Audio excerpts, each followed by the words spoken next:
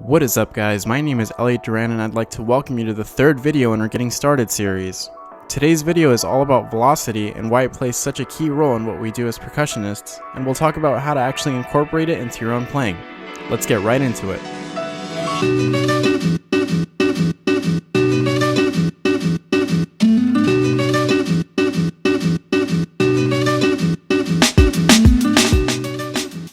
I had originally planned to jump into playing on the drum for today's video. However, I've received a ton of questions from students and followers about what it means to play with velocity. Since that makes up such a big chunk of learning to play on a drum, I wanted to make sure that I went over this to make sure anyone looking to understand this concept manages to do so before they start refining their playing technique. So let's start with an official definition. The world of physics defines velocity as a vector quantity that describes how fast something is moving and in what direction. So it is not enough to say that this car is moving at 50 miles an hour. We must say that it is moving 50 miles an hour to the east. However, since we can only move our drumsticks in one direction in order to get them to strike a playing surface, we can go ahead and rework this definition to the speed of your stick as it travels to and away from your playing surface. As you learn how to play a marching bass drum, and really any marching percussion instrument, you want to keep in mind that your goal is always to play with a high amount of velocity. Why? Let's talk about efficiency. Imagine a basketball in your hand some distance above the ground.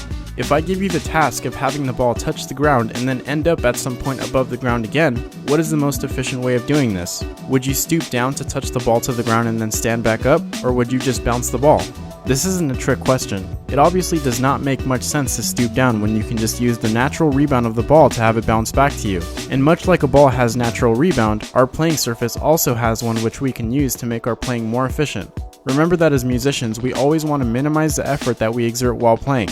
This isn't because we're lazy, but because consuming more and more energy while playing results in less and lesser energy to allocate to your level of focus, or integrity of marching technique, or any other aspect of your overall performance. So now back to the original question, why bother with playing with high velocity? Well, think of it like this. In order to bounce our theoretical basketball most efficiently, we want to make sure it bounces high enough for it to return to its original position. If we bounce it weakly, then there is no way that we can recover it without also stooping down. Similarly, if you don't use a great amount of velocity when playing something like a full stroke, you will still have to exert more effort than you would if you had just applied the right amount of velocity at the beginning. Additionally, another reason why we want to use a lot of velocity is because doing so is what will give us great sound quality. For those of you who aren't quite aware, the physical property that makes our drums emit sound is vibration. When you strike a head, you're causing it and the shell that it's tightened around to vibrate the air around it, which results in the sounds and tones that you hear. To maximize vibrations, and consequently sound quality, we want to make sure that we cause our drum to vibrate as much as possible. This is achieved by using a lot of velocity while also making sure that our hands are nice and relaxed. Being relaxed is extremely important because squeezing unnecessarily chokes the stick and stops its ability to vibrate, which, you guessed it, causes a drop in quality. If you're a newer player, you're probably thinking, so velocity is great and all and I get why I have to use it, but how do I actually do it? So there are two primary mechanics to keep in mind in order to achieve great velocity. The first is what will get your stick from your prep position, which we'll call point A, to the playing surface, which we'll call point B. I like to call this part the throw because I think of throwing the stick as fast as I can from point A to point B. This requires a very rapid flick of the wrist. The faster you can execute this flick, the greater the velocity of your throw will be. Consequently, doing this properly will set you up to have a great amount of rebound to work with for the next part of our motion. The second part is what will bring the stick from the point of contact point B back to prep position, which we will refer to as point C.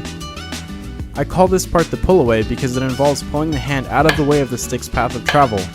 If you have done the throw effectively, the stick should have a lot of natural rebound to help it come back to point C. However, if you keep the hand down at point B, you'll realize that it is impossible for the stick to fly back upwards because your hand is in the way.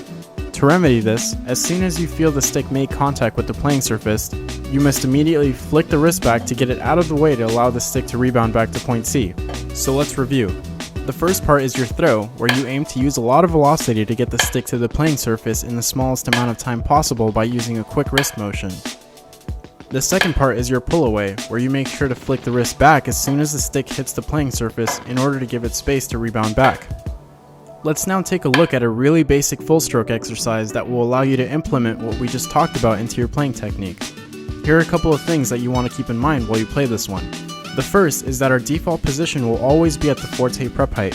While playing through the exercise, we will always aim to have the stick rebound all the way back to this height no matter what. The second is to really think hard about maximizing the amount of velocity that you put into the stick. If you're using an appropriate amount of velocity, the stick will naturally rebound all the way back to our default position. If not, it'll stop short and you'll have to pick it up the rest of the way. Additionally, check your velocity by observing how much time your stick spends in the default position. It follows that if your motions are very rapid, the stick should spend very little time out of that default position. So aim to maximize the time that your sticks spend all the way up in the air as opposed to in the points under your forte prep.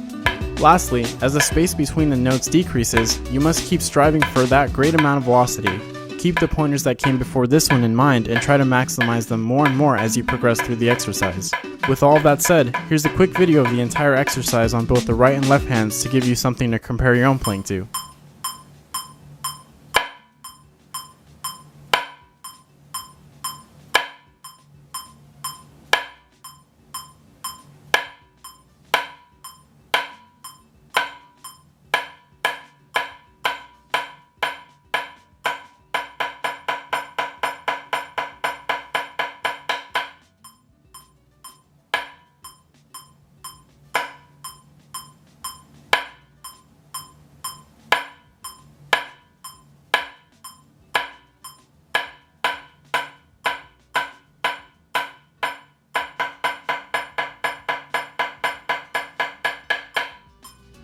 And that's it for this one. If you enjoyed this video and want to continue seeing more stuff like this, please leave a like and consider subscribing to our channel. If you're looking for a constantly growing library of free sheet music tailored to splitting, please head over to our website bassdrumgroup.com. We'd also really appreciate it if you check out our awesome merch store. By purchasing anything there, you'll support our pursuit and becoming the best resource out there for bass drummers and score some sweet gear in the process. Finally, drop any questions or comments that you guys might have below and we'll get to them as quickly as we can. And with that guys, thanks so much for watching and I'll see you in the next one. Peace!